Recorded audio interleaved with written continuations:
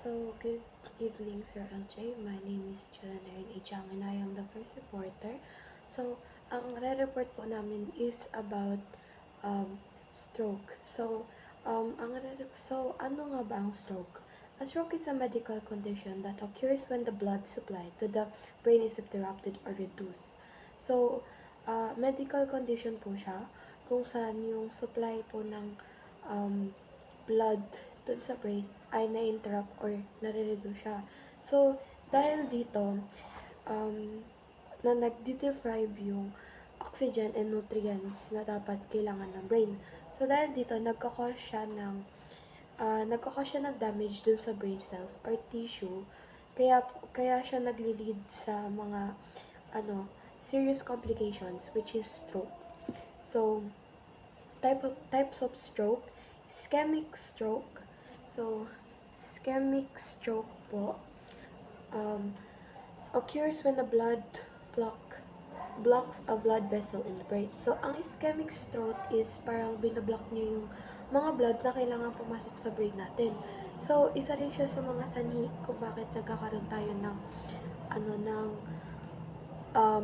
stroke. Next one is hemorrhagic strokes. Occurs when blood vessels in the brain ruptures, causing in blood. So, di ba yung blood vessels nga, ayun, kakaroon siya ng brain ruptures, kaya nagkakause din na parang pagbi-bleed dun sa utak natin, sa may brain natin. Okay. The last one is transient ischemic attack, a temporary blockage of blood vessel in the often called as mini stroke. So, hindi siya parang yung malaking like something na malaking stroke or something po na ganun. And mini stroke lang siya kasi nga binablockage, parang binablock ng yung temporary blockage siya na nangyayari dun sa brain pagdating sa blood. So, kaya din siya nagli-lead sa mini stroke. So, ayun lang po yung meaning ng stroke. So, starts naman po tayo yung mga symptoms and everything. Iba pang mga sanhi at panganib na salik bilang karagdagan sa mga direktang sanhi sa itaas. Marang pinagbabatayan ng mga kondisyon at mga salik na pamumuhay ang makabuluhang pagtaas ng panganib para sa lahat ng uri ng stroke. Medikal na kondisyon. Mataas na kolesterol na nag-aambag sa atherosclerosis, diabetes. Nakakasira ng mga daluyan ng dugo sa buong katawan, kabilang ang utak. Sakit sa puso ang mga kondisyon tulad ng coronary artery disease at mga problema sa balbula sa puso ay maaaring humantong sa mga clots, mataas na bilang na pulang selula ng dugo. Pinapakapal ang dugo na nagiging mas malamang na mamuo. Transient ischemic attack or TIA, kadalasan tinatawag na mini stroke. Ang TIA ay isang pansamantalang pagbara ng daloy ng dugo sa utak. Ito ay isang malakas na tanda ng babala ng isang hinaharap ganap na stroke, pamumuhay at iba pang mga salik. Paninigarilyo.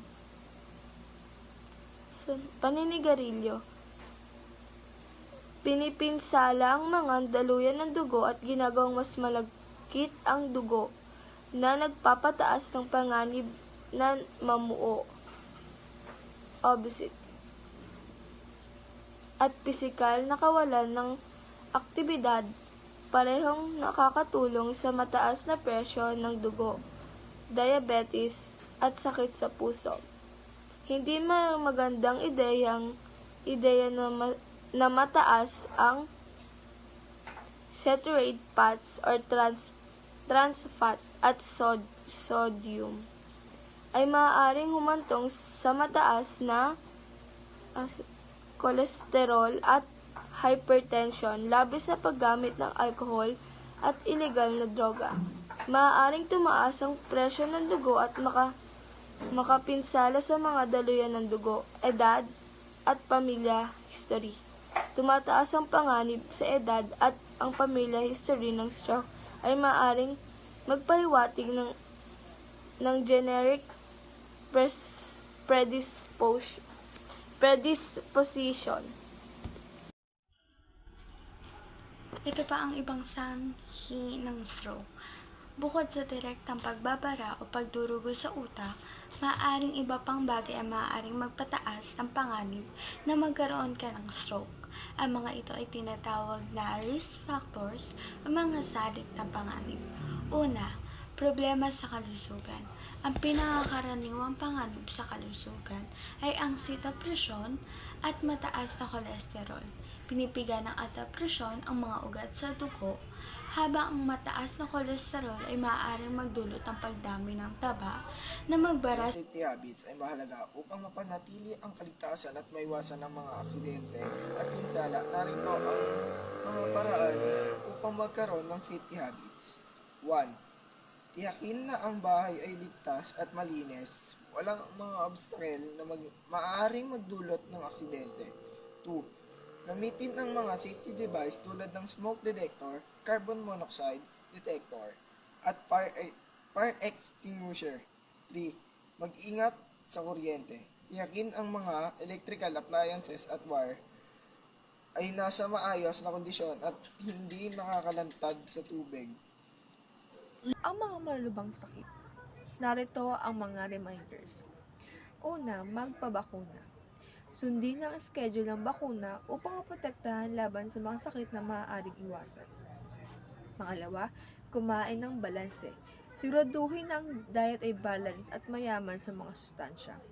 Pangatlo, mag-ehersisyo. Regular na ehersisyo ay makakatulong upang mapanatili ang timbang at mapabuti ang pangkalahatang kalusugan. Pang-apat, huwag maging sedentary, gumalaw ng regular at iwasan ang matagal na pagkakaupo. Pang-lima, kumain at matulog sa tama. Siguraduhin na makukuha ang sapat na tulog upang mapabuti ang immune system at pangkalahatang kalusugan. Pang-anim, bantayan ng timbang, panatilian ang tamang timbang upang maiwasan ang sakit na may kaugnayan sa obesity. 7. Iwasan ng stress. Matutunan ang mga paraan upang mapahalagaan ng stress tulad ng meditation, yoga o deep breathing exercise.